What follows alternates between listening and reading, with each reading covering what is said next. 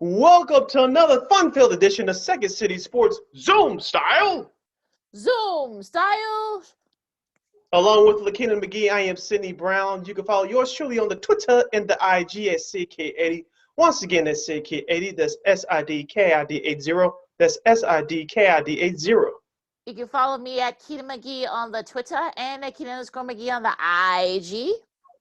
You can follow the show Second City Sports along with our other podcast programming from War Media by simply typing in War on Anchor. That's on all of your download podcast on your podcast platforms, I should say. Sorry, I can't talk today. But all your podcast platforms, including the iHeartRadio app, just simply type in your search engine box War on Anchor. That's WARR on Anchor. And we're also on YouTube at War Media. Once again, at WARR Media on YouTube. You can not only listen to us, but watch us do our thing. And we appreciate your support. Thank you very much. Like, share, subscribe, and tell your friends. And we are unapologetically fun. Lakeena, since we're based here in Chicago, and it looks like the snow is finally starting to melt here. I know baseball's in the air. We'll get to a little bit of that later on in the show. But I want to start out with some basketball, and let's focus in on the Chicago Bulls. They split their weekend games against the Philadelphia 76ers and the Sacramento Kings. They defeated the Sacramento Kings on Saturday. We'll review that in just a moment. They lost on the road to the Philadelphia 76ers on last Friday on ESPN, which the world got a chance to see, 112-105. Zach LaVine exploded for another 30-point game, but it was Joel Embiid who's one of the top candidates for MVP this season. He scored 50 points in 35 minutes, including 15 of 17 from the free throw line, and he was 17 out of 26 from the field and grabbed 17 rebounds, including 6 offensive rebounds. Lakeena, the Bulls, despite their injuries, I know Wendell Carter Jr. Is back now in the lineup, but despite the Bulls' injuries, I know they, as I mentioned, they getting a couple of guys back. I believe that they played hard on Friday, but Joel Embiid was just too much for them, and the Bulls could not do anything to stop him. That's the conclusion I came up with on Friday. Well, no, I mean, I think he had a bad back. His back was a little banged up, so the fact that he was able to do that with a bad back, I think, makes it even more impressive. I know Simmons was out, so I think that helped a little bit. Yeah.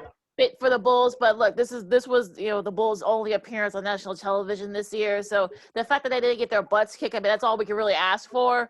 I know that some people are upset because I think they were only like 21% from three. If they had been like at least maybe 29 or 30, maybe they would have been able to pull off the upset. But it's okay. I mean, look, this could have been like a 30 or 40 point, thrashing, which what happened. That's been happening with the Bulls the last few years. So the fact that they've been able to show that, hey, you know what, we're starting to, we're starting laying in the foundation here, and they only lost by 7, so that's really all you can ask. I mean, LaVine had his struggles, shooting wise, but look, the fact that they only lost by 7 to one of the top teams in the East, I think that's really. Look, that's all you really can do. Respect the Bulls, I think I heard somebody say on Twitter. So, look, I think you'll take that. Yeah, you will take that, but eventually, if you want to get to where you eventually want to go to as far as being a consistent playoff team and eventually win a championship, which this Bulls organization is not even close to being there yet, you have to beat some of these teams. Yes, they've come a long ways since the start of the season, but you have to take that next step and start beating some of these teams so you can build up your confidence. I know that the Bulls played Milwaukee only once this year, and that was on New Year's Day, and they got their doors blown off of. And I believe since that time the Bulls have come a long way? Yes. Do I believe they're a playoff team? I'm still in limbo about that. Obviously, they're much better than a year ago. I think the Bulls will have a great chance to play in that play-in tournament, the 7 through 10 spots later on in the season. I know the second half of the schedule should be released soon. But with that being said, you can tell it's a difference with Billy Donovan, head coach with Jim Boylan. We've been saying that all season. But you start to see some growth in some of these players. And that's really the key of this turnaround. Well, and with LaVine especially, I think, the nation Mm-hmm. got a chance to see that, look, there actually are some good players on this Bulls team. I mean, LaVine's actually, look, we're not saying that he's, superstar level like Giannis or Embiid, but, he's kind of worked Mm-hmm. his butt off to sort of get to the point where, look, he is scoring consistently. He's, can pass the ball very well. And I think if you want that buddy superstar, I think he definitely has the sort of has the tools to do that. So, I mean, I think. Look, I think that LaVine is sort of showing you that he should be an all-star, and I'm sure he was able to. I'm glad he was able to show that to Doc and the nation over the weekend. Yeah, and speaking of the weekend for Chicago, as I mentioned earlier, they did bounce back to defeat the Sacramento Kings last Saturday at the UC 122-114. Zach LaVine led the Bulls with 38 points, 4 rebounds, and 3 assists. Marvin Bagley, the third, led Sacramento with 26 points and 11 rebounds. Well, watching this game a little bit closely, Lakeena, the Bulls, they had a big lead, almost blew it, but they did what they had to do, especially down the stretch to secure the win. Zach LaVine, once again, making some huge shots to secure that win for Chicago. Also, too, Thaddeus Young, I mean, had 18 off the bench. But I think, look, sort of, showing his draft stock if they do decide to trade him. Definitely a much better showing for them. Kobe White had a better showing with 19 points. Patrick Williams had a double-double. So, a little bit of home cooking, I think that definitely helped, even to have them to come back to Chicago from Philly. But, I think this is what you're supposed to have a bounce back, win against, a team that you probably should have beaten anyway. So, I think, a good performance. And, look, Wendell Carter, Jr. kind of threw his body around. So, that's sort of what you can ask for from him. So I think that the schedule sets up for the Bulls to kind of try to sort of be knocking on the door at the 500 mark before the All-Star break, or the break, if you will, however you want to say it. So I think if you're a Bulls fan at this point, I think you got to be feeling pretty satisfied. They're right there on the cusp of those those playoff spots. They're playing much better. That's what happens when you have a competent, people. You have a competent coaching staff. So I think you got to be feeling pretty good at this point. You're listening to Second City Sports along with Lakeena McGee. I am Sydney Brown. We talk about the Chicago Bulls in the NBA. Lakeena, you brought his name up just a moment ago. I'll ask you first, do you think Thaddeus Young will be traded at the trade deadline, which is March 25th? And do you think he should be traded? I think he can. I think he will be, should be traded, but will he be? I think that's another story. I think Billy Donovan and AK, they're supposed to be, I guess, in within the next week. I think this week they're supposed to be meeting up to see what the future is and stuff like that. So we'll see what they do. I mean, do you trade that Young and maybe get a young player that probably just needs a change of scenery, or do you get a matching contract?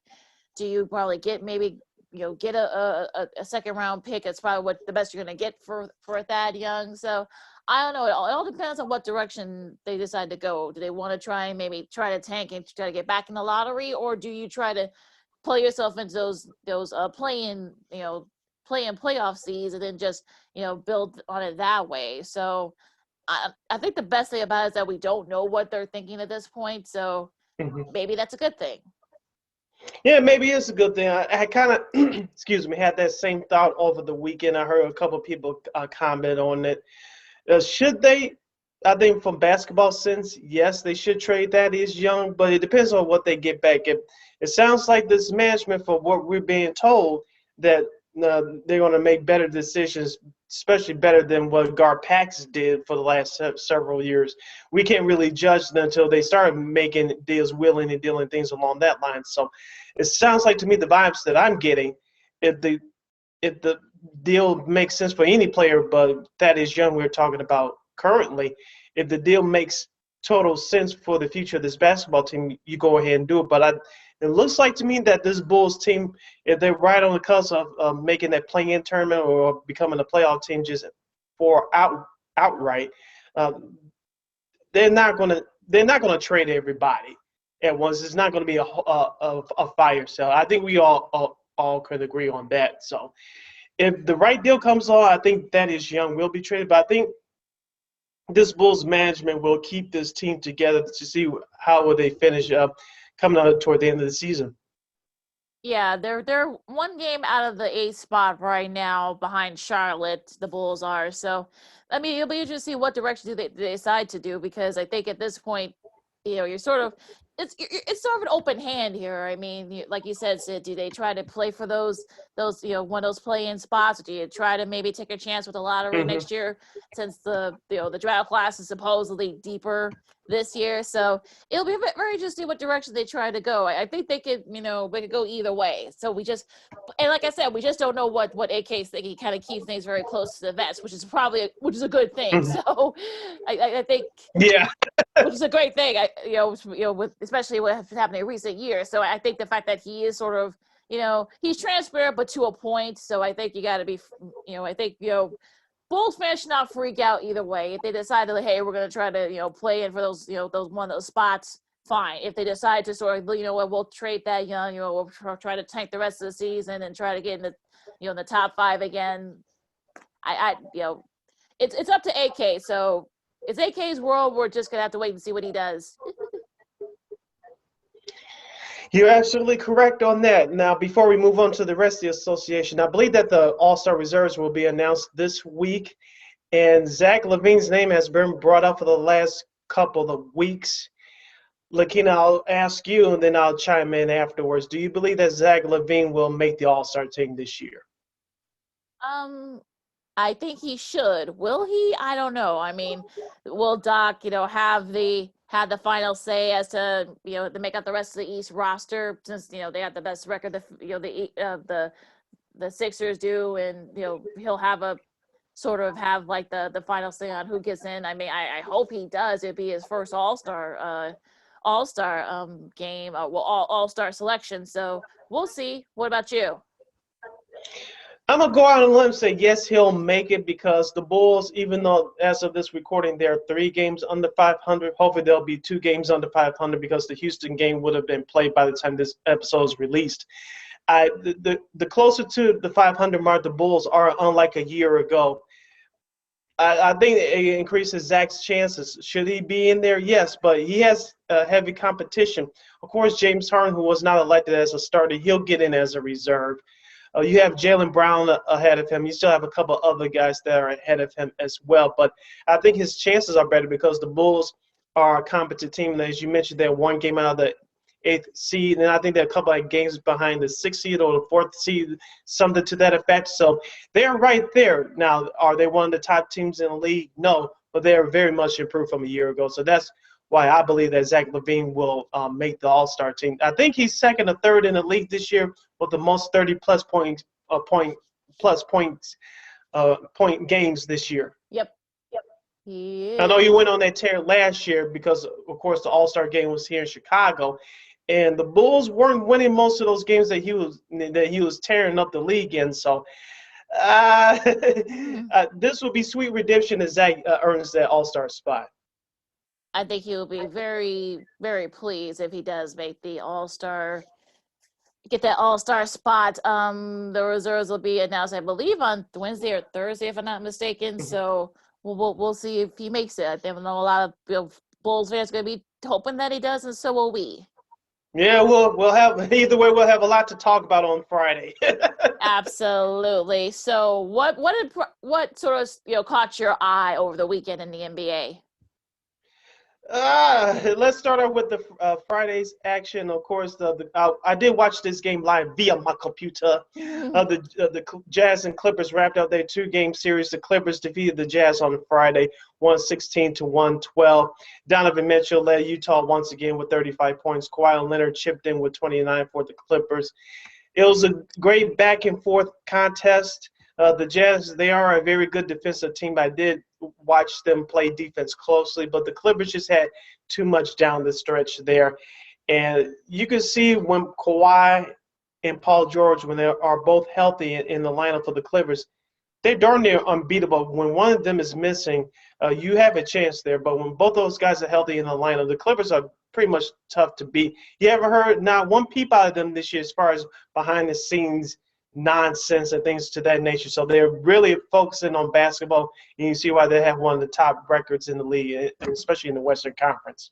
Yeah, so I caught a little bit of that game, and like you said, so to me, they're meshing well together. We're not hearing a lot of drama from them, but look, I'm at that mindset where show me in the playoffs. I want to see how this Hmm. team does in the playoffs. So the regular season really doesn't mean too much of anything at this point. I think people are just vying for various positions. Home court won't be a big issue either because fans will still not be allowed. If not, well, I'm sure in some cases it's limited because you saw, especially Hmm. some of the southern parts of the country, it is limited fans. But the game that kind of caught my eye is the Phoenix New Orleans game. I watched a little bit of that, and the Suns pretty much they pulled away. I think Devin Booker is showing you why he's Hmm. one of the top stars in the league, and I think that I see, the Suns are sort of, could they probably be a thorn in some of those top, West team side, when they make the playoffs. We'll see. I mean, they got a nice defense. I mean, Jay Crowder had 20 off the bench in that game. That was a difference. And, nice, young players, matching up and, seeing what the future of the NBA looks like. So we'll get to the Pelicans in a second, but, I think that the Suns, power and, their offense was just too much for them. Yeah, one more note from last Friday's action. The Denver Nuggets defeated the Cleveland Cavaliers 120 to 103. Jamal Murray had 50 points off of 21 of 25 shooting, including 8 of 10 from three-point range. I did catch a little bit of this one on the replay. As we talked about all year long, Lakeena, the Denver Nuggets need to get it going. And when you play opponents that are lesser than you, you take care of business. And that's what Denver did on Friday. And Jamal Murray, who's been having an up and down season, I know he's been hurt and missed a few games, but it was nice to see him have that performance. I think it's the second or third highest, if I'm not mistaken, field goal percentage in league history for a 50-plus point game. Yeah, That was amazing.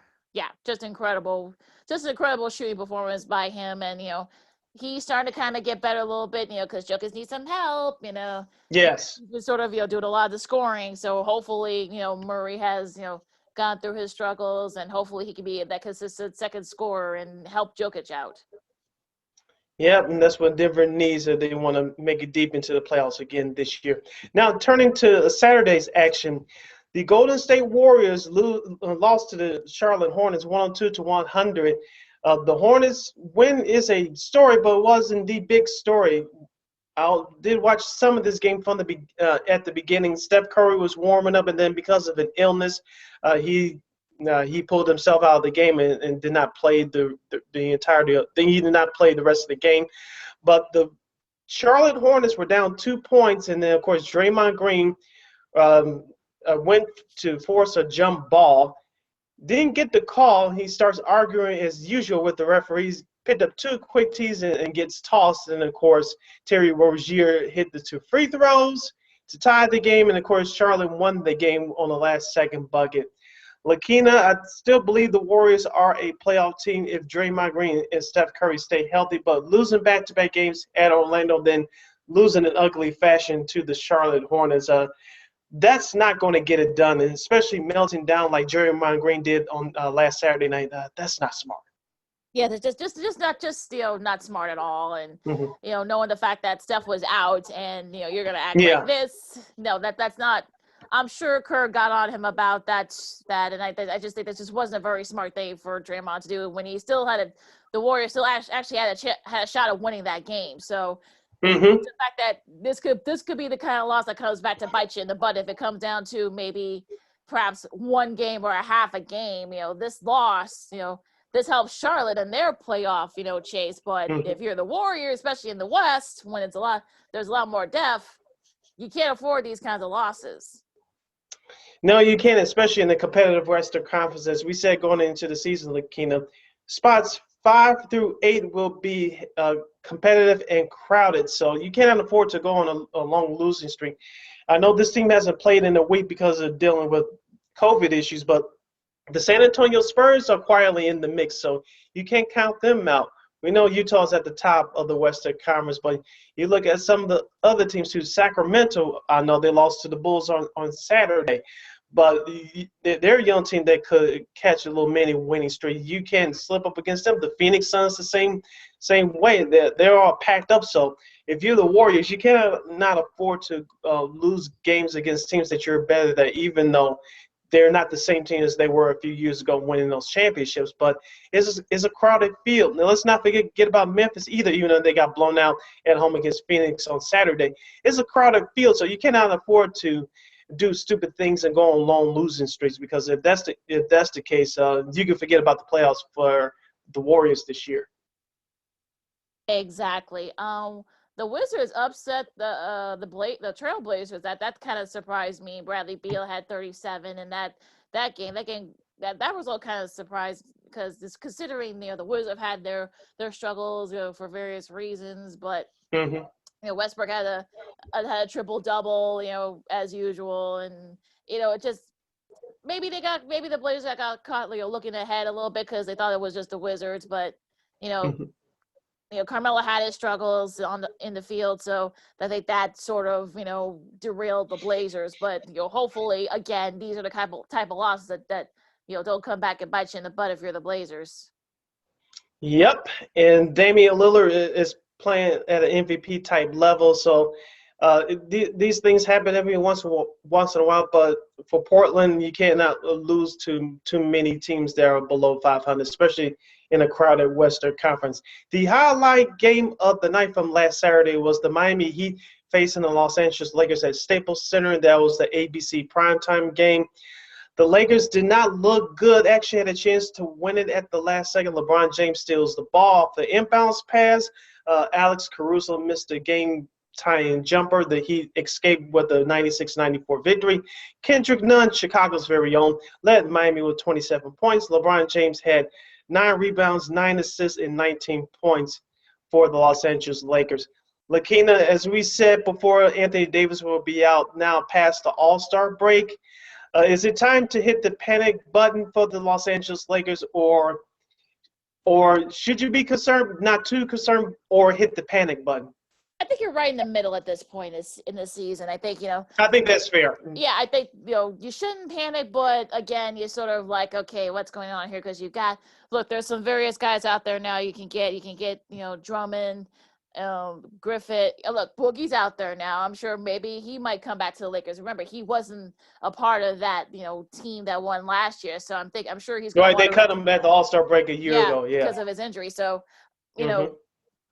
that you can probably you can get him for cheap, and I think he can contribute. I mean, especially you pick up the slack since AD is out. I don't think you should worry if you're a Lakers fan right this second, but I think it's showing you that I think you do need somebody to kind of pick up the slack for AD until he's able to come back, whenever he's able to come back. So you're missing that that big body, that guy that can shoot. So I think Boogie can kind of fit that bill. And but I wouldn't worry though if you're the Lakers. I mean, as long as you're in the top 2 or 3, and you get into the playoffs, you can get everybody healthy.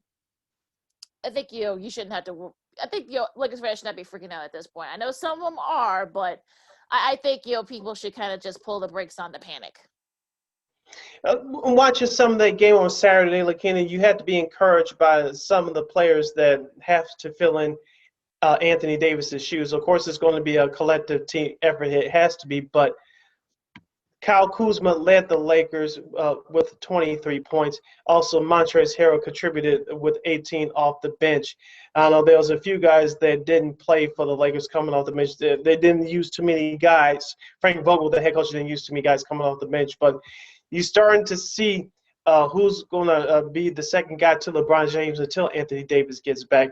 Kyle Kuzma, as I mentioned, had a good game. It was nice to see him have a bounce-back performance. Wes Matthews, who I'm focusing on, he played 31 minutes, only scored 10 points off of 4 or 10 shooting. So hopefully Wes Matthews can get how he could contribute something there. And Taylor Horton-Tucker only scored 5 points in 17 minutes. I want to see more from him. So hopefully that he gets more time, because I know it was preseason and he wooed everybody out the gym with his 30-point performances in a short preseason. But hopefully it's time for him to get some more minutes, see if he can take advantage of it. Oh, Excuse me, my voice is a little bit cracking here, but I totally agree with you on in that front. And I think, look, like I said before, I mean, I think no one should freak out. I know Miami, look, that's a nice boosting, morale boosting win for Miami. But I think if you're a Lakers fan, I think you're kind of like, okay, let's sort of slow down on the panic here. Now on yesterday, probably one of the games of the day, I should say, is the Pelicans with a nice comeback win over the Celtics. They were down, I think, like 24 points, and they were able to make a big run. Brandon Ingram had 33 points. Zion made some big shots. So did Zion. I think that the Celtics just got cold, and I actually wasn't paying attention to that game until I saw the score like late in the fourth. Like, wait a second, did they? What? I thought, look, because I was watching other stuff, so I didn't really pay this game no mind. So same here. I was totally surprised, but the Pelicans, nice win for them. Yeah, congratulations to the Pelicans. It was a nice comeback win for them. As I mentioned, Lakeena, they're one of those teams that you want to see them getting on the road, but it's like each time you take a step forward, you take 2 steps back. And this is what happens when you trying to build up confidence of a young team. Now, hopefully a win like this for New Orleans, hopefully they can propel them to perhaps make a push for the playoffs. Maybe after all of this, it won't matter in terms of them making the playoffs. I know, as we mentioned in our last couple of episodes, Lonzo Ball is rumored to be traded. Well, JJ Redick be there past the trade deadline. So I don't know what's going to happen as far as the future of this Pelicans team.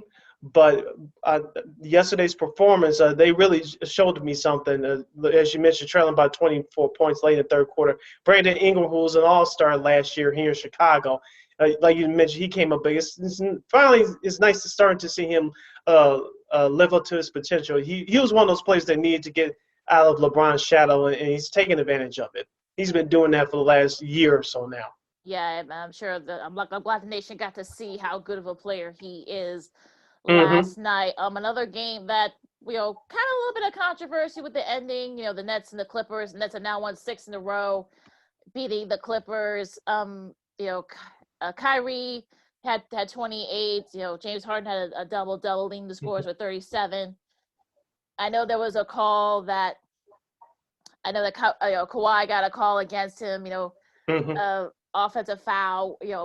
Harden flopped, as you can tell. I think anybody can see that was a flop by Harden, but they called it against Kawhi. So that sort of did the Clippers in. But the fact that they didn't have a lot of contributions besides PG and Kawhi, so that's going to be another issue that's going to be coming up too at some point, especially if you're talking about going forward to the playoffs. If you're a Clippers fan, where did you see this game? I'm not going to say that this game was a finals preview because Kevin Durant did not play for Brooklyn. But it was still an interesting game to watch. I know James Harden and Patrick Beverley, who's from Chicago, he's always a pest. They got into it early when Beverley fouled Harden going on a fast break. But it was a clear path foul. But Brooklyn held on for the victory. They actually took care of the basketball very well. I know midway through the fourth quarter, and it turned out to be the final statistic for the game. They only committed 6 turnovers. So Kyrie Irving, as you mentioned, had a great game. He took care of the basketball. They had balanced scoring. Joe Harris came in with 13 points. Of course, James Harden did his thing with 37 points. And DeAndre Jordan, who made the game-winning basket, I had that call from Iron Eagle. It was a great call on Sunday. You can go to my Twitter feed at SidKid80 for that. Excuse me. DeAndre Jordan had a great game with 11 rebounds and 13 points. So pretty much a balanced performance by the Nets, considering they didn't have Kevin Durant. But if you're the Clippers, you got to tighten up the defense a little bit.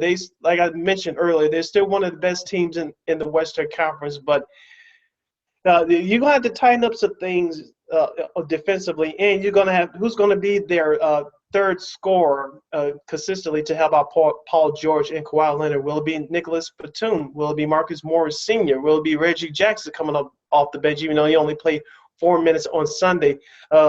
somebody else going to have to help out Lou Williams, who only scored 5 points off the bench on Sunday. So I'm kind of concerned for the Clippers. They're still a good team, but they got to get some consistent scoring outside of your two superstars. Absolutely, and also that's Harden 77, I should say, 35-point double of his career, second most. Only LeBron, he trails LeBron in that stat. So a nice win for the Nets, and we'll see if they can keep it up.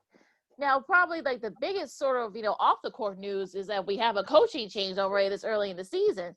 Ryan Saunders, who, of course, is the late great Flip Saunders, that's his son, got the opportunity, with the T-Wolves, with, his dad's untimely passing.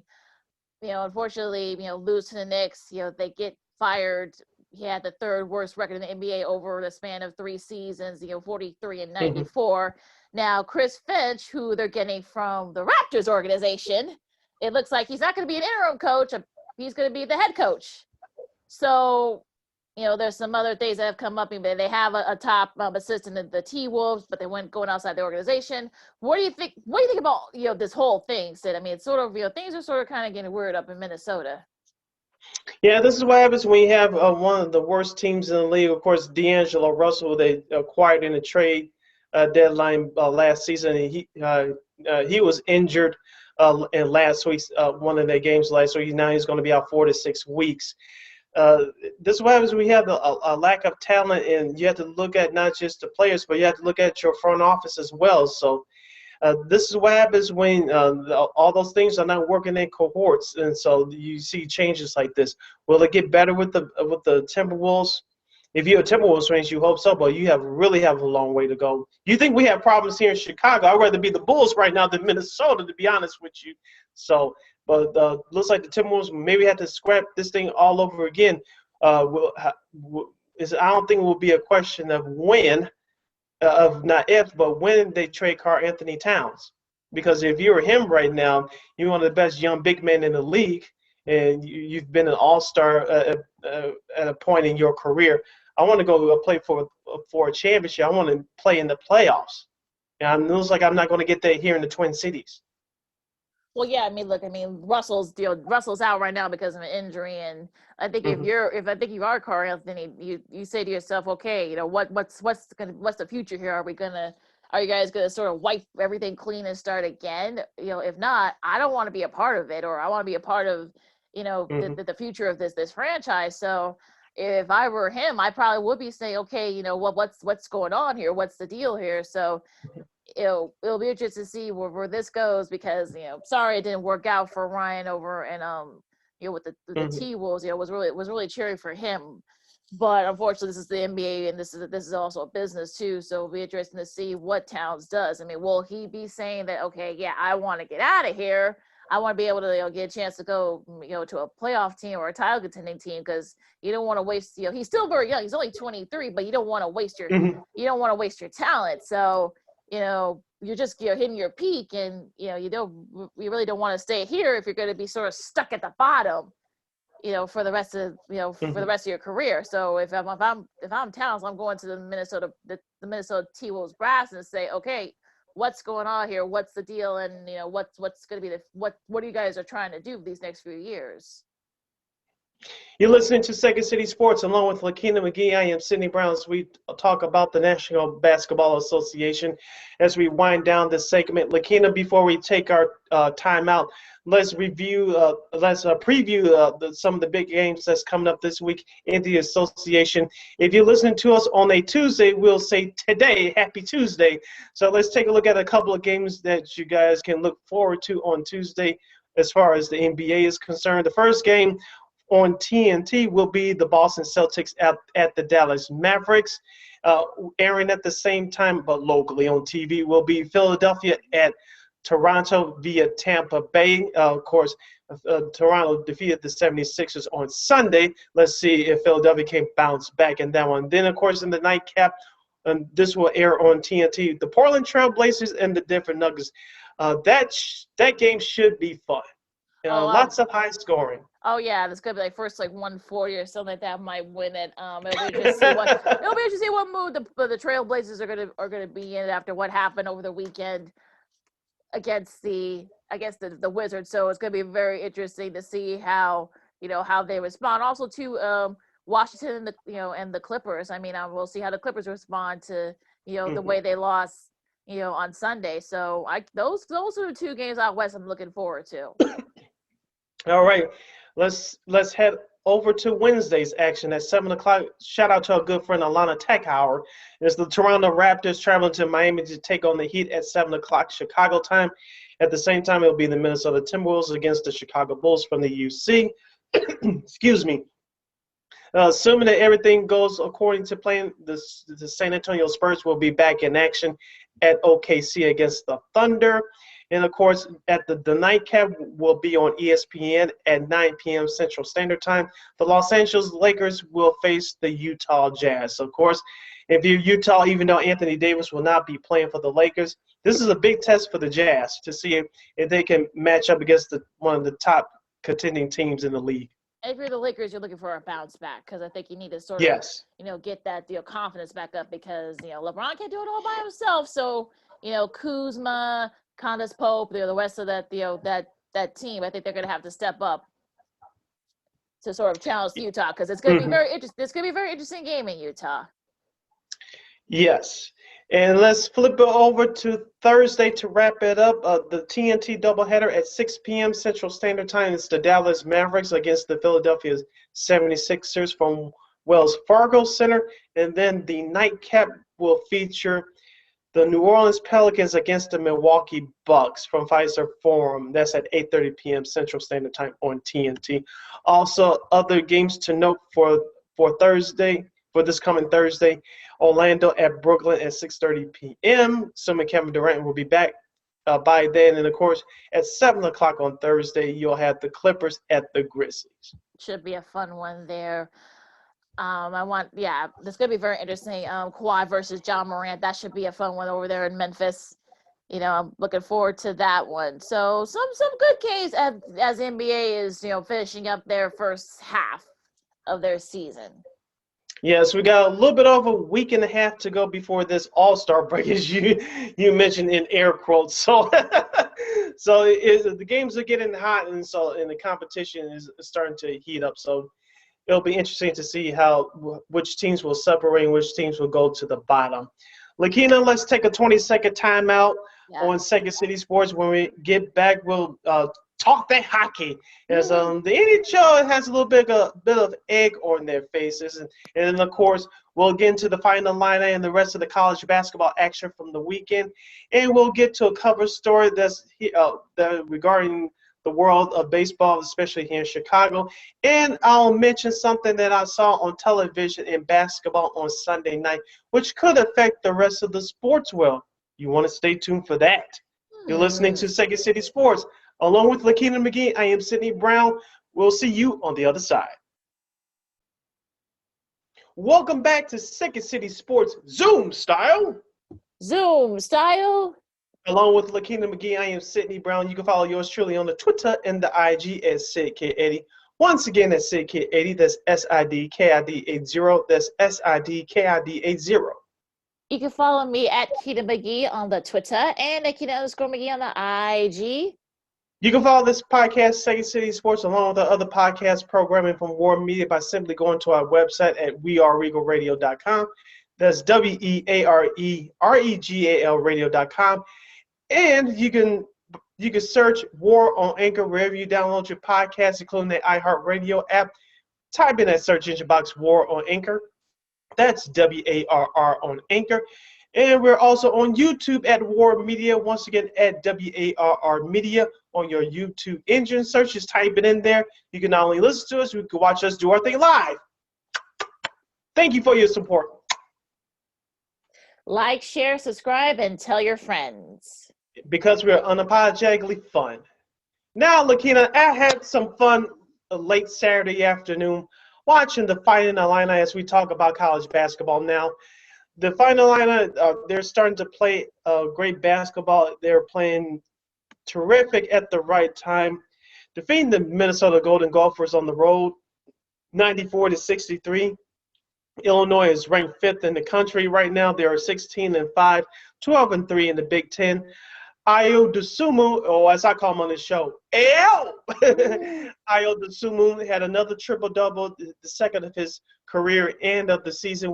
He led the Illini with 19 points, 10 rebounds, and 10 assists. Jamal Mashburn Jr. led the Minnesota Golden Gophers with 16 points, 6 rebounds, and 3 assists. Lakeena, watching this Illini team, of course, in a blowout situation, you're going to have more guys with the opportunity to play, but I don't know if many people paid attention to this, but Stephen Bardo, who is a former Illini player, former NBA player now, he's a college TV basketball analyst for Fox and the Big Ten Network. He pointed out something during that broadcast late in the second half. The Illini were playing great team defense. It was nothing that Minnesota couldn't do. The Illini was swarming at the defenders, especially at the perimeter. They were contesting shots, and they were really leading the fast break, and they really took care of the basketball. And I was proud of the Illini, even though they had 10 turnovers for the entire game. But early on in that first half, you could see them starting to get their game together. Of course, they blew the doors off in the second half. But you can see that this Illini team is finally starting to come together. Yeah, they're finally are actually starting to mesh. Like, this was the Illini team that I think fans were, hoping to see early in the season. So it's good to see that they're doing it now. Now we'll see if someone wondering, are they picking maybe too early? But again, you got about 3 weeks left before the selection Sunday. So we'll see where they're at, seeding wise. Some say that they could have an outside shot at getting a 1 seed, especially if they go far in the Big Ten tournament. So we'll see what they do. I think Ayo is definitely making the case for not just Player of the Year, but you got Luka Garza, you got Ron Harper Jr., and you got a couple of guys from Michigan. So we'll get to them in a second. But I think he's definitely going to be right there in the team picture for that. And perhaps some people are saying that perhaps he should be in discussion for Player of the Year nationally. So we'll see. Yeah, I tweeted out on Saturday. So, and the way that the Sumu's been playing right now, why not? He is the Illini team, but as we all know, Lakeena, in tournament time, you need great guard play and you need inside presence, and the Illini have both on the roster right now. Kofi Coburn, he had another great game on Saturday with 22 points and 6 rebounds. Jacob Granderson, as I always say, especially in basketball, who's going to be that third guy? Granderson, I believe, could be that third guy. He chipped in with 12 points in 21 minutes of action. Trent Frazier, he played 32 minutes, scored 15 points. So you got an all-around balanced scoring for the Illini. If they can keep this up, I definitely can see them going far into the tournament, perhaps the Final Four, especially with a couple of big teams like Duke and Kentucky not participating in this year's tournament. Well, we'll hold that thought there about when it comes to Duke and Kentucky not participating in the tournament. I mean, Kentucky got a nice win. I think their next game against A&M was postponed due to protocols. COVID issues going on, with Texas A&M. But let's not. Duke had a big win. Upsetting, I guess you could say Virginia, I should say. So let's not count those teams out just yet. Now, speaking of West Virginia, they had a nice big win against Texas, in Austin. So that was a nice win for them. Miles McBride had 17 for Texas, hit some big shots late for them. Kansas is starting to get heat up. They had a nice win against Tech, so that's another win for Bill Self and that team. Some other scores. North Carolina is starting to play better. So I think teams are kind of like flipping the switch, if you will, sort of getting back into that that realm, and I think sort of freshening up their Tourney resumes. One team that did not was St. John's, loses it to DePaul. DePaul, I said before, DePaul always, in the last few years have had these like 1 or 2 games that they have no business winning, and St. John's was that one. And unfortunately, if you're Mike Anderson, that's not a loss you want to have in your resume. So that doesn't help you, especially with only being a few weeks left in the regular season going into the conference tournaments. I want to talk about Sunday's game, I should say, Michigan and Ohio State. It was great. Look, it's always great when these two schools play each other, whatever the sport. Football, men's and women's hoops. I mean, it's always fun. It's always a rivalry. Hunter Dickinson, who could probably make a case for a Big Ten Player of the Year too. Hit some big shots late, had 22, and Michigan being Ohio State, and I saw a stat here. I'll check that out. But what do you think about that game, Sid? I know you probably got a chance to watch it, a little bit of it. I only saw a little bit of it, but Michigan, not to make light of the situation with going on with COVID and everything like that, but they won 3 in a row, I believe, since coming back last Sunday. Of course, they defeated Wisconsin. Their first game back, they defeated Rutgers, I believe, and they defeated Ohio State on Sunday. So shout out to Juwan Howard, Chicago's very own. I'm rooting for him personally, except when they play Illinois. But I root for Juwan Howard personally. That's a good Michigan team. I don't know if that game is going to get made up against Illinois at the end of the season, but I would like to see those two teams go at it. But we may see that happen in the Big Ten tournament final in Indianapolis in a couple of weeks. We shall see. But Michigan is very good. So Illinois is not there by themselves, but don't sleep on Ohio State. I know that they lost to Michigan on Sunday, but don't sleep on Ohio State. They can surprise some people too. Yeah, Michigan hasn't been a 1 seed since Juwan was there in '93. So it's been that long since they've been a 1 seed. Yeah. They could very well on their way being one this year. But I think it's definitely going to be a fight in that 3-way fight in that Big Ten conference. With Michigan and Illinois and Ohio State. I think Ohio State will still have they'll still have a say on probably who will win that Big Ten regular season title and get that seed, perhaps get a shot at a 1 seed in the tournament too. So we'll see what they do there. But I think what's going to be what? No, go ahead. Okay, just real quick before you get back to the other games from the weekend. Going back to the final line, they will have an outside shot at getting that number 1 seed. I think they have a chance to at least win out the rest of their regular season schedule before the conference tournament. Of course, Tuesday they'll face Michigan State in East Lansing.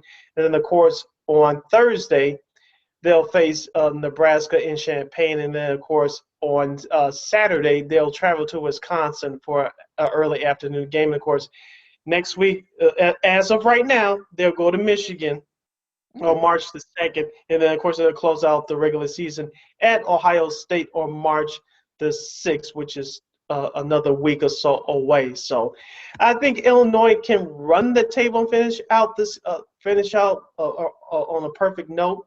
But then Michigan game, assuming that it stays the way it is right now, that's going to be a tough one. So Illinois is peaking at the right time, and I'll take my chances with them.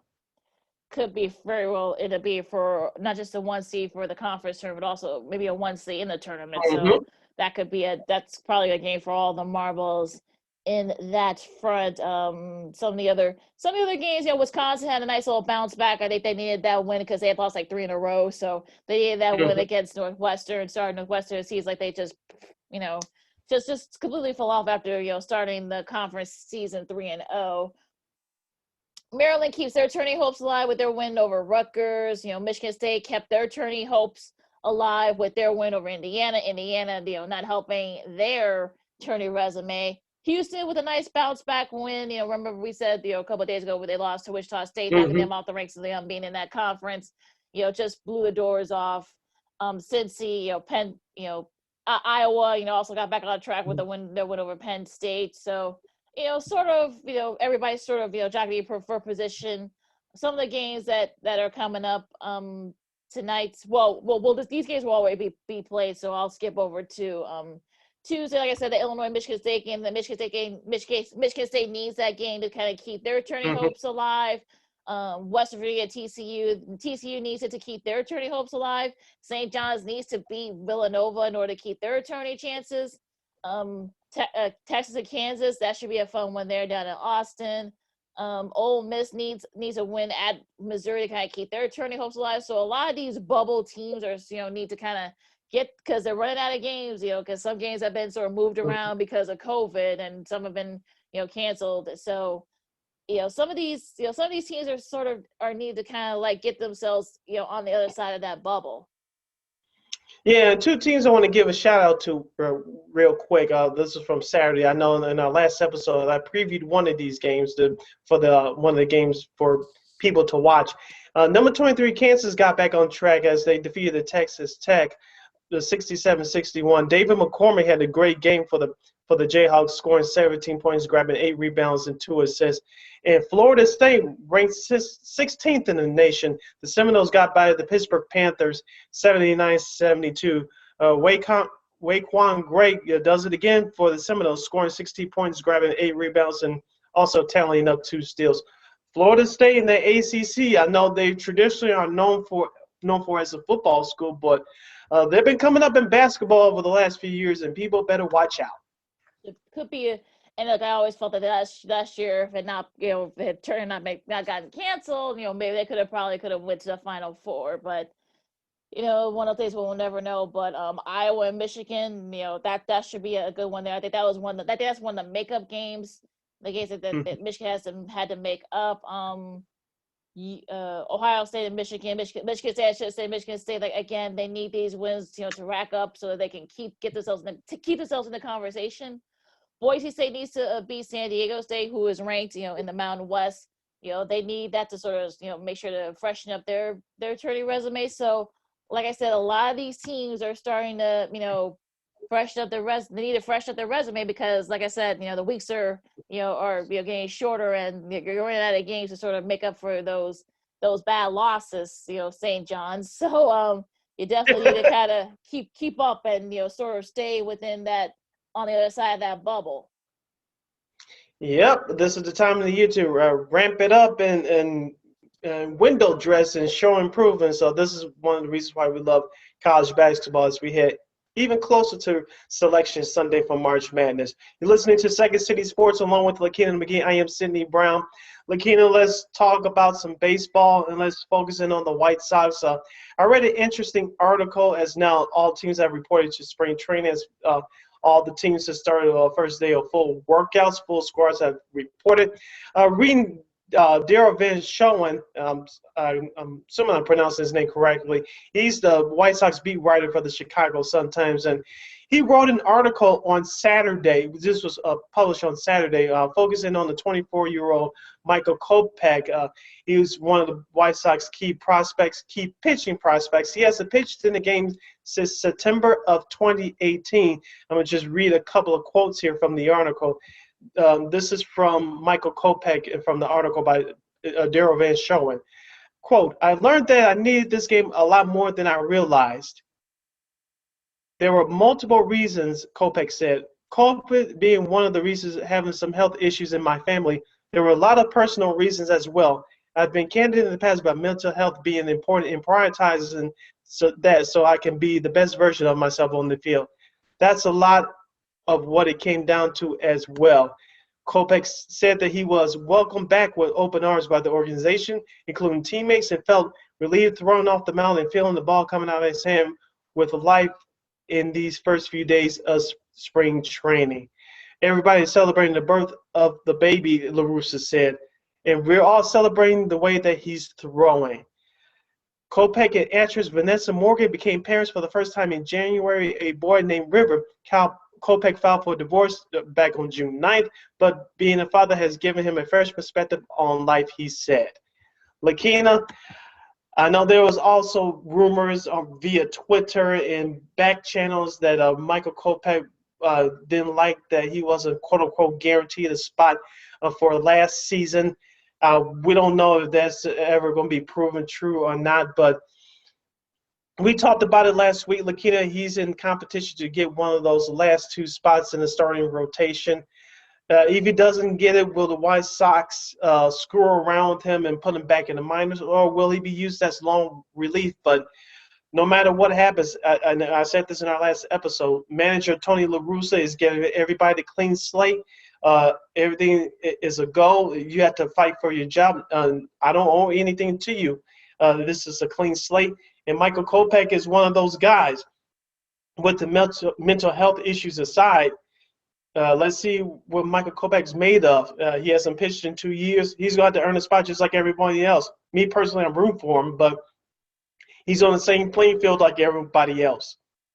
Yeah, I think he's right there, sort of in that cusp. Like you said, I read that article too, and he was very candid. You're going to get a lot of transparency and nuance from him, and. Look, he was very honest and said the reasons why he decided to sit out last season. Now, I know he's upset that he couldn't, he's not guaranteed a spot. He's going to have to earn it. But I think if he is, ready and right, both mentally and physically, I mean, I hope he has a shot at getting in those starting rotations. Mhm. Do they decide to sort of make him a middle reliever if he doesn't become a starter? So that's going to be like the one day that I'm looking forward to seeing, what he does and that, and see how he looks. It's probably going to take him about a month or two, because remember, he hasn't pitched in game plan in a couple years. So Mhm. I think White Sox fans need to be patient with him and sort of Yeah. say, look, he's still very young. He's still only 24. He hasn't reached his peak yet. I'm sure he's got a lot of innings in him. So I think White Sox fans should be encouraged, and they should give him some time to kind of get back into sort of like in that routine, because like we've been saying, it's been 2 years since he's actually pitched in a game. So I think White Sox fans should sort of just be patient and just kind of just let him get right both mentally and physically. And also, too, we didn't get to this in our last episode, but GM Rick Hahn said to the media late last week that it's World Series a bust for the White Sox. And I like that attitude. And we all known that throughout this all season, Lakeena, with the moves that the White Sox have made. They bring in La Russa from the chair at home or in his office, wherever he was, to manage this team, and some of the additional player moves that they may via free agency, via trade. And I like this attitude.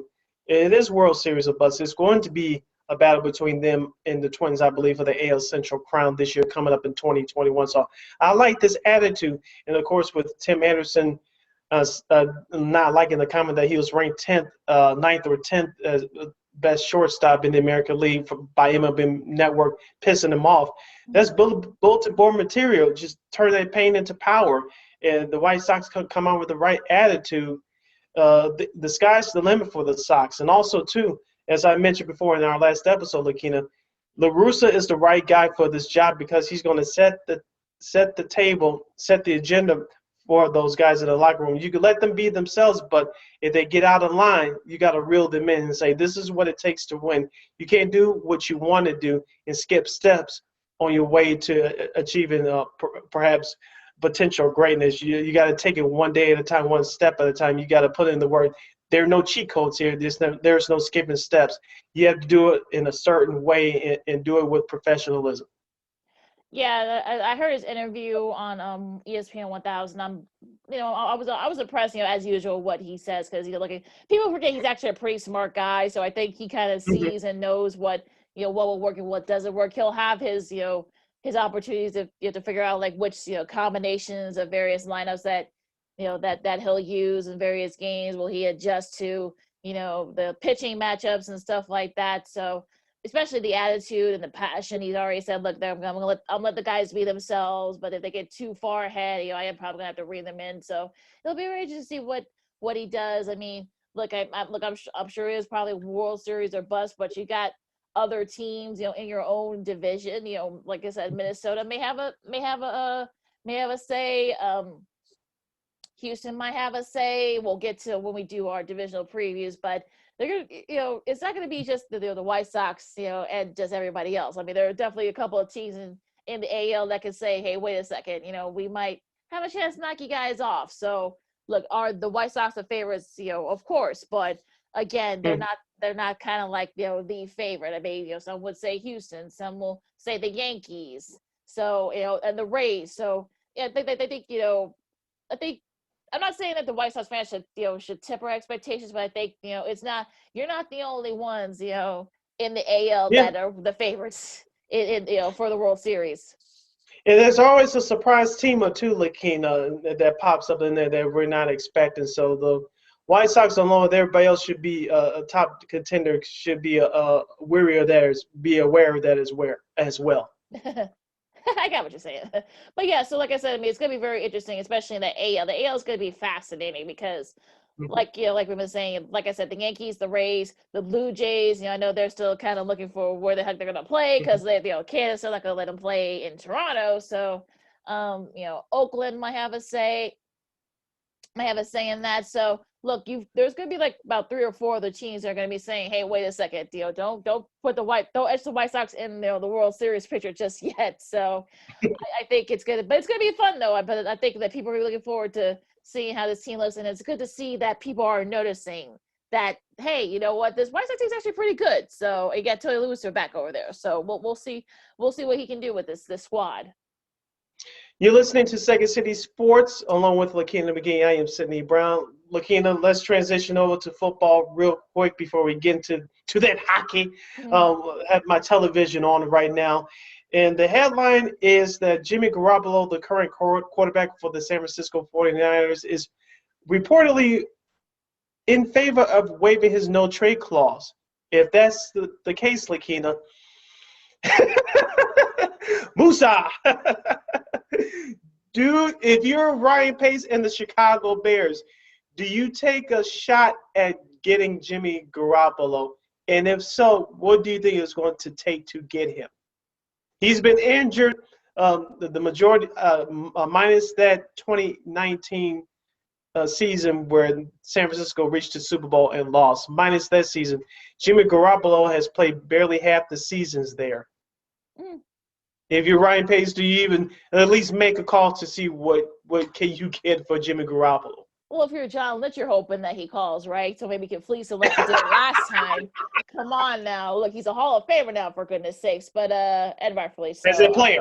As a player. So, but I mean, look, I mean, this is another name that's being floated around for the Bears. I mean, for a couple of days ago with Sam Darnold, now it's Jimmy G. I mean, it's just crazy to me that all this stuff is being floated around. Don't just love the NFL off season. There's never an off day in the NFL. I mean, you wonder what's it going to take? Is it going to take maybe a first rounder? Do you going to have to give them that first rounder? So are you just going to have to swap picks and maybe throw in a Kyle Fuller or somebody like that? To get Jimmy G. I mean, and also too, I know, look, he's from the area. Would he waive his no trade clause to come here? I mean, that's another number one question. Will he have somebody to throw to? I mean, look, A-Rob wants out of here, but they might franchise tag him, begrudgingly if you're him. As I predict. Begrudgingly if you're him. So, Anthony Miller, you may release him, and there might be some guys that may not even be here for, the salary cap reasons. So I think if you're Jimmy G, I think there are other teams you can go to if that's really, you're willing to, throw away do away with the no trade clause. Here's the thing, and it goes just way beyond the Chicago Bears. What will it realistically cost to get Jimmy Garoppolo? This I know for sure is not going to be the Matthew Stafford, Jared Goff deal. I think it's safe to say that.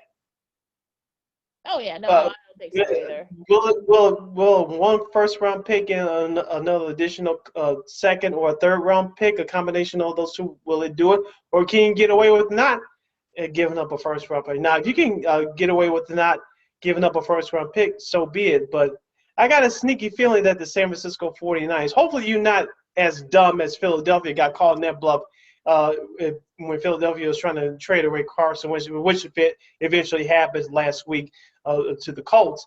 But if you're John Lynch, I know you're not going to be that stupid to ask for 2 first-round picks like Philadelphia did when they were stopping Carson Wentz. No, you might ask for maybe 1. That's probably it. I mean, maybe a second, maybe 2 second rounders. That might be the best you can get for Jimmy. But I know you get desperate if you're the Bears. I think that you want to play smart, but you don't want to be stupid either. So especially with supposedly now word is that the Texans don't want to trade Deshaun Watson, which I would say ask him that question again in about 2 weeks, because I'm sure you're going to have to answer to his people, and I'm sure he wants to leave. So you're going to have to, especially with JJ Watt now gone, he's not going to want to stay here. So if you put Jimmy G, are you automatically a contender? You can say that about Deshaun Watson, but can you say that about Jimmy Garoppolo? I mean,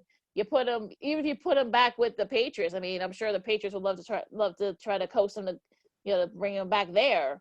But then again, are you a contender in your division? So that's going to be the question that Ryan Pace got to ask himself, knowing that this is probably a late duck year for you. And, does Jimmy G kind of put you all over the top?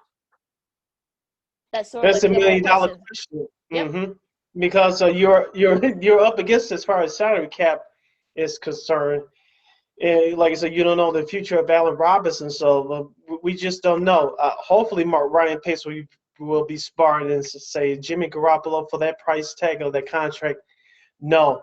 Now, will Bill Belichick or Bill Belichick, the head coach of the New England Patriots, will he sniff around and see if he can get Garoppolo? Maybe, but let's be honest here. The Patriots are in rebuild mode right now, and do you want to bring in Garoppolo for that? I know, as we talked about in our last show, Lakeena, that Belichick wanted Garoppolo, but the owner, Robert Kraft, chose Brady over Garoppolo before Garoppolo was traded to the 49ers a few years ago. So do you want Jimmy G in the second going around with the Patriots? I don't know.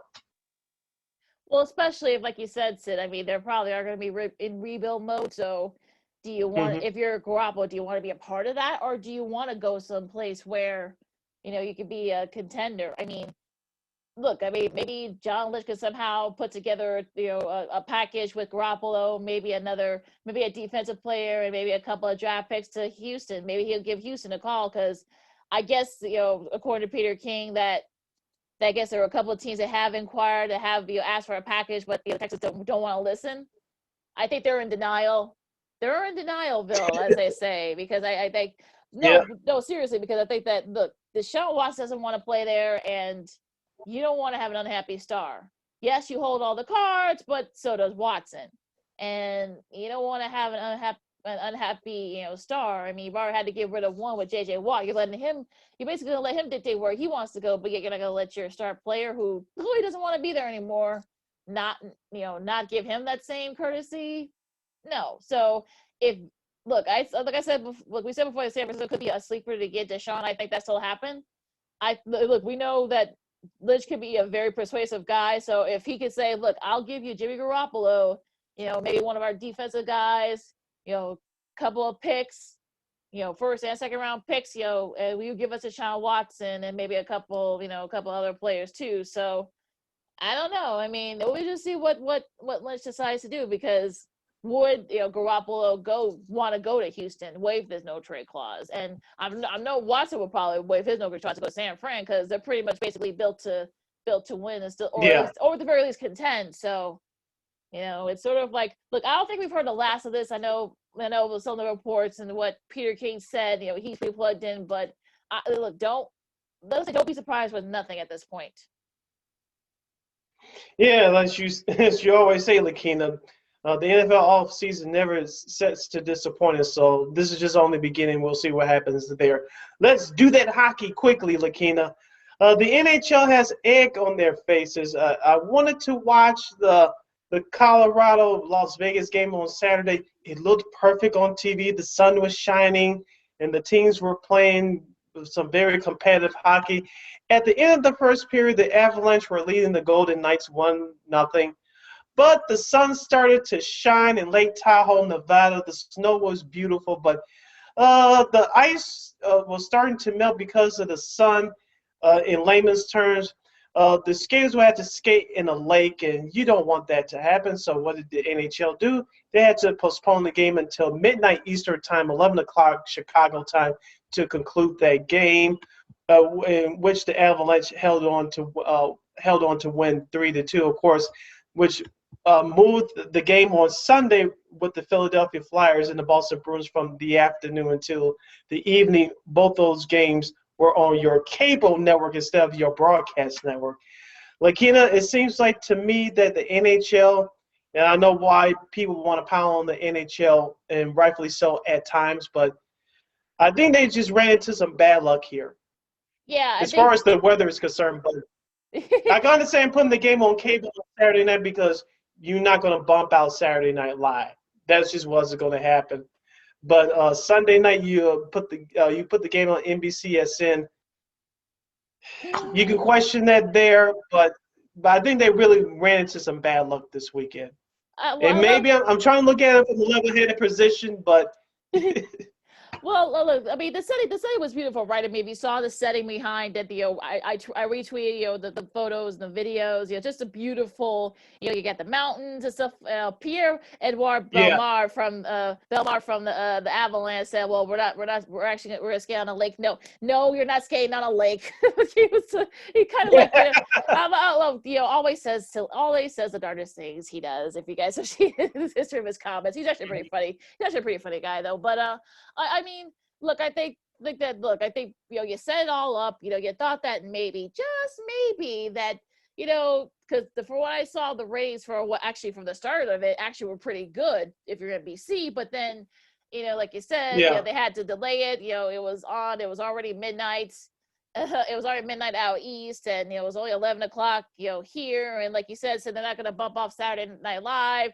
So, you kind of, I think they just ran into some bad luck if you're the NHL. This is not like, I remember when I said that, hey, they should play games in Lake Tahoe more often. Okay, scratch that. Yeah.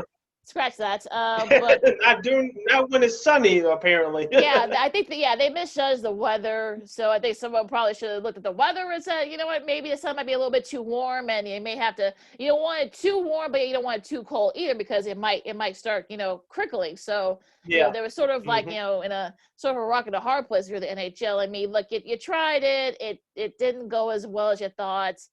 And hopefully, maybe if you try again in a few years, maybe you'll play with the weather a little bit better. But it looked nice. It looked nice for like the first half hour. I mean, the game looked really good. I mean, he had all the commentators so like ringside, because of course this is Avi, but because there's no there was no pedestals or no towers where they can go, so they had to be ringside. Yeah. So, but that was pretty cool. And for what the 30 minutes that we saw, it was good hockey, but it just didn't work out the rest of the way, and it's unfortunate, because this is sort of like the NHL's chance to sort of like show they're sort of that playing a different element, but it just didn't work. Yeah, we'll see what happens there. Let's mention our Chicago Blackhawks. Lakeena, they lose to the Carolina Hurricanes on Friday, 5-3. Of course, Patrick Kane with the great spinorama goal. He's just incredible. I don't know what to say about him. He will go down as the best Blackhawk ever. They're currently 9-6-4 in third place with 22 standings points. They trailed the Carolina Hurricanes in the new Central Division this year by 3 points for that division lead. Of course, if you listen to this on the Tuesday, this would be tonight, as the Saturday game against Carolina was postponed. They'll be made up at a later date. But they'll pick up on their road trip on Tuesday, which is tonight if you're listening to us on Tuesday. Tonight at Columbus at 6 p.m. Of course, Thursday they'll finish up their 2-game series at Columbus, also at 6 p.m. And, of course, they'll face Detroit here at the United Center in Chicago on Saturday and Sunday in the back-to-back affair. So the Blackhawks, they continue to be the surprise team in the National Hockey League. Lakeena, they're getting great goaltending for Kevin Lankinen, and Malcolm Subban is PK's little brother starting to step up. I mentioned Patrick Kane. He's having a good year. Alex DeBrincat, he's having a good year ever since coming back from COVID. But I like this Hawks team. I'm not saying they're a playoff team yet. And I know there's some talk around Jeremy Colleton being one of the top 2 or top 3 candidates for Coach of the Year. If they make the playoffs, he could definitely make that case. But I'm not ready to throw all my chips on the table just yet. As I told you, Lakeena, I believe I said talk to me at the end of the month. Yeah, we're and almost I'll have a fair view of this team. I like the way this team is playing, but they lost their last game. Let's see if they can bounce back against Columbus these next couple of games. Hopefully, realistically, you come out with a split. Because Columbus and the Blackhawks have played each other very tough thus far this season. Oh, absolutely. I just wanted to be competent and confidence. Just show a little bit of confidence that they've done that. I mean, look, you're gonna lose some games here and there. That's just the nature of the beast of any any season. So, but as long as DeBrincat, like I said, if you still have Kaner on your team, you do have a shot to win. Let's let's give him a little bit of love here. But look, Colleton, they're buying in. it seems. I know some people, he's not the most exciting guy to, you listen to his interviews, he's not really like the most, engaging person, guy, but, they're listening to him. So I'm also stuck on the fact that just imagine how good his team would be if, Taves was on there on the ice. Uh-huh. It's still, I'm still sort of, darn, I hope we get the chance to see him, later in the season, knock on wood. There I go again with the wood. The wood, but yeah, look, I mean, the competent and confident. That's all I want from this team right now in this juncture of the season, and they've been playing well. And another team that I gotta say has been playing well is Toronto. I got the Maple Leafs. I mean, my gosh, they just look incredible. I saw a couple of their games, the games of Canadians. That was really exciting. They got a lot of young players on that team, and I think they're going to try and Austin Matthews has been phenomenal. I think you probably say he's one of the candidates and one of the leaders for MVP. So I'm liking what Toronto's doing. Also that whole Canadian, because remember, because of the realignment, all the Canadian teams are in one division. I guess it's sort of on purpose to make sure that a Canadian team perhaps maybe makes the Stanley Cup final, which hasn't happened in years. Go figure. I know, right? I mean, that's probably why they did that. So, but Edmonton's looked really good. Tampa, I know they've struggled a little bit. They've lost a couple in a row. Boston's looked good. Washington sort of, kind of gotten back on track. So the Flyers have lost a couple in a row. But I gotta say, I mean, some of the teams, I've been pretty impressed with some of these teams. I mean, the Kings have won 4 in a row. So I'm kind of impressed by how some of these teams look so far. Yeah, before we close out this hockey segment, congratulations to Sidney Crosby. He played in his 1,000th game as a Pittsburgh Penguin against the New York Islanders this past Saturday. I know it sucked that there were no fans there, but he was honored before the game, and congratulations to him. He's definitely a Hall of Famer for sure, so he's one of the best captains in the league, along with Jonathan Toews of the Blackhawks. And so congratulations to him. Him and Ovechkin had a great rivalry throughout their whole career, so he's a 3-time champion, so he deserved I know he had injuries, especially with that concussion early in his career around 2010, 2011 when he missed the entire season. But it was nice to see him bounce back and now playing this 1,000 games. So congrats to him.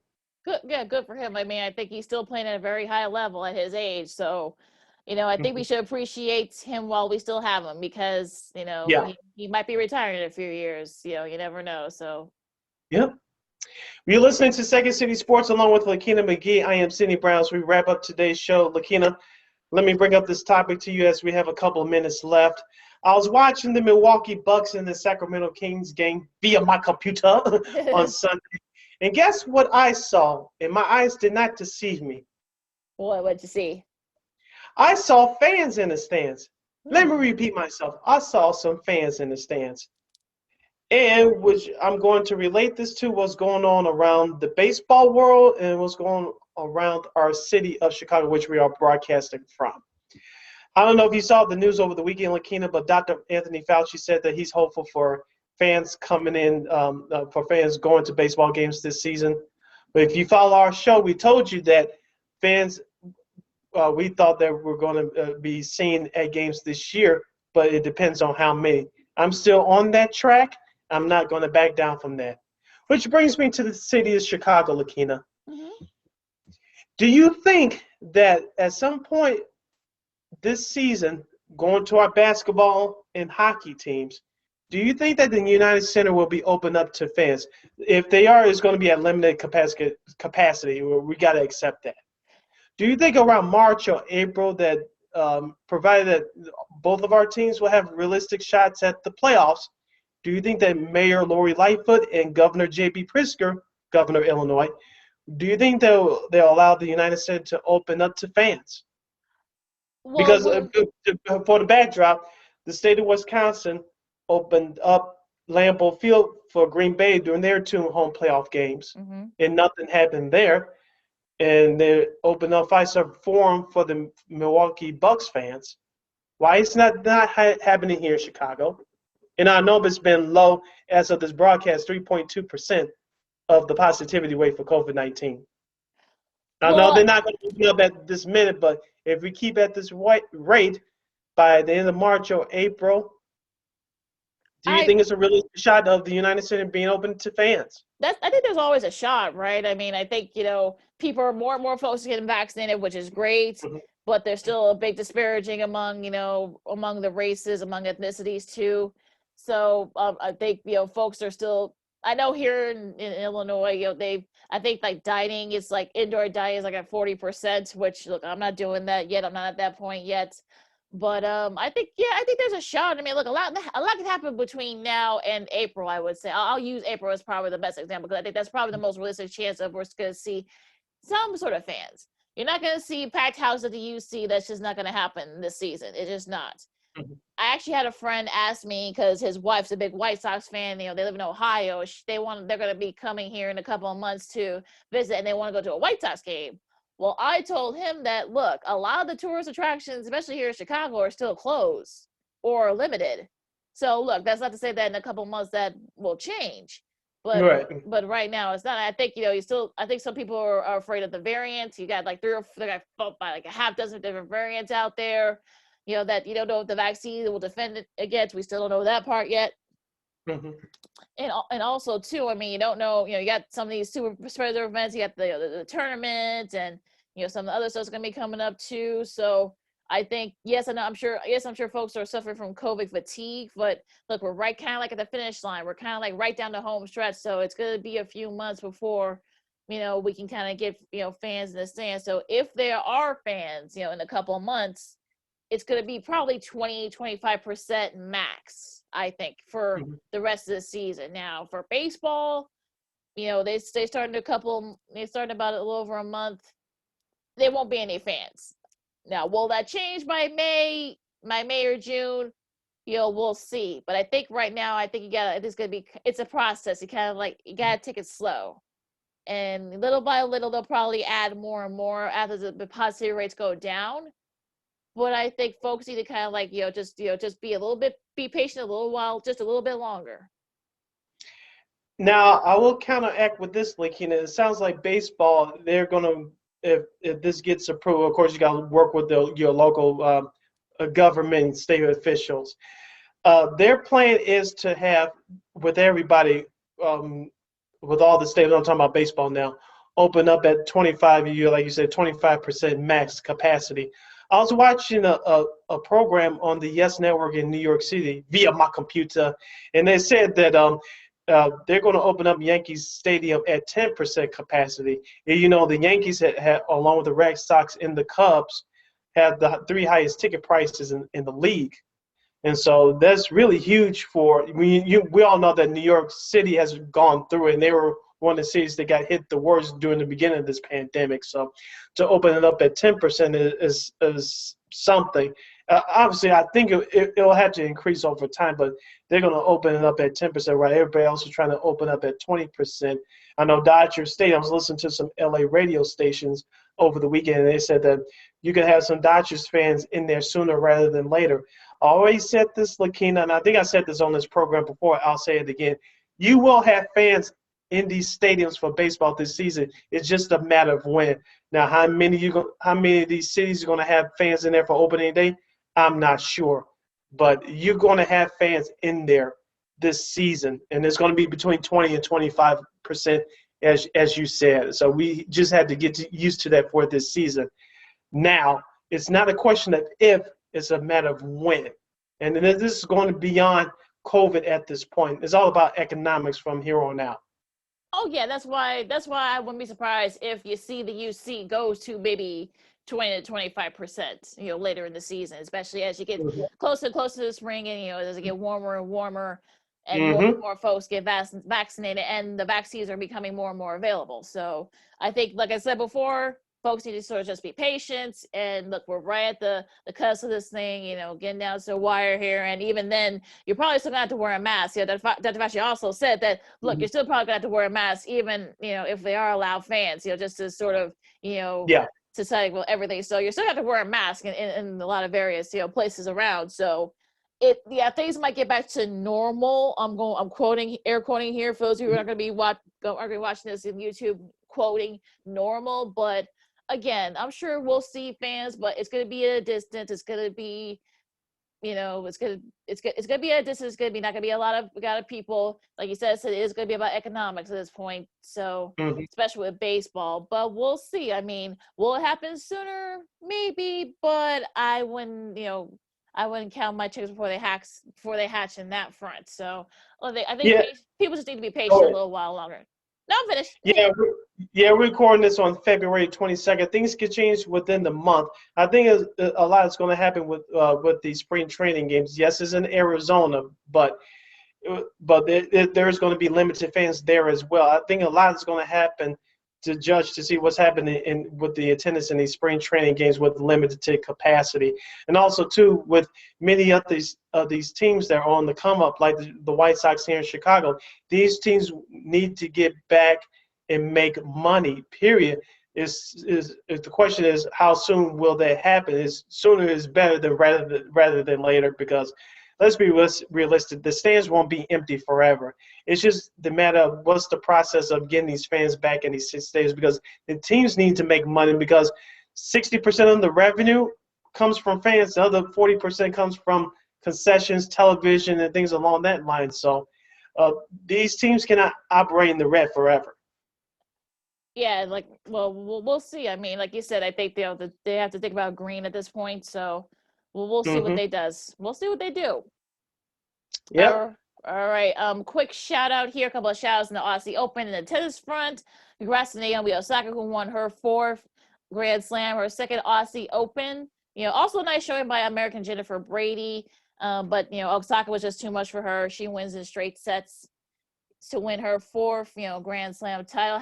Now she has to start doing it with the clay court season started. Let's see how she does outside the hard courts. Let's see how she does in Wimbledon and especially the French Open coming up in a couple of months. So I want to see how she does there. Also, too, Novak Djokovic winning his 9th Aussie Open, his 18th overall, being Dmitry Medvedev. In straight sets, but just that's sort of like his playground, Rod Laver Arena. I think he's like 50 something at Rod Laver Arena. So a nice showing by both players, and let's see how he does as we get closer to the French Open. The clay court season starting in about a month from now. All right, let's wrap this baby up. Oh wait, no, don't forget Deion Sanders. We got to shout out to him on his. Oh yes. Yeah, we had to talk about that real quick. Yeah, congratulations to Deion Sanders getting his first victory.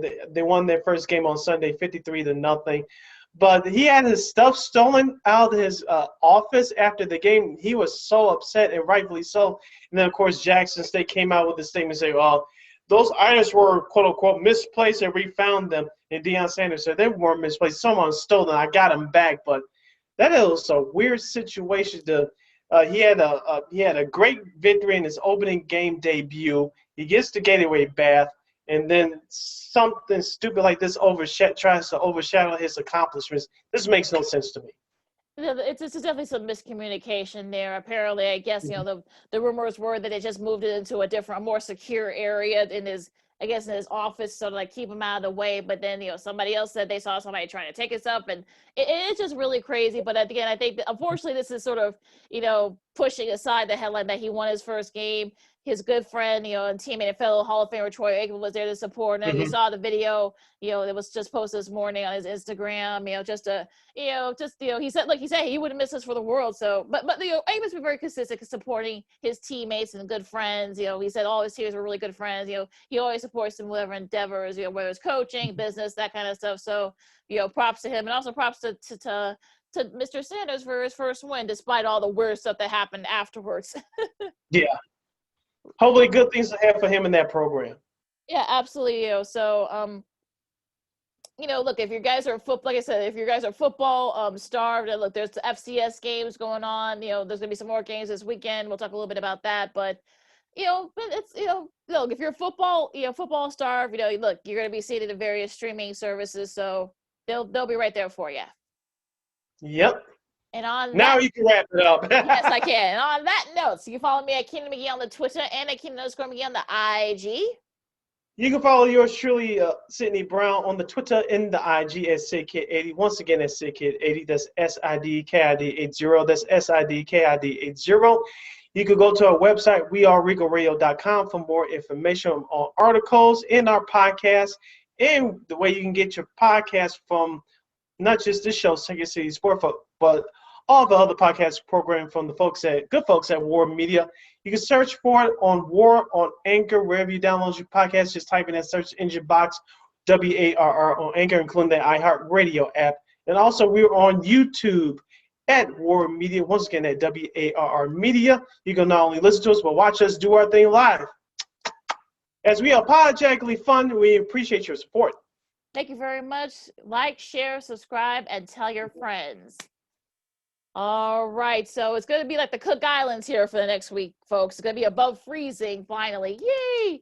Melt down Heat wave! Yeah, woohoo! It's going to be melting some of this snow. So some of you folks in Texas, no, the temperature is getting back to normal, but our hearts and are with you going through that, because you guys rarely get that type of weather down there.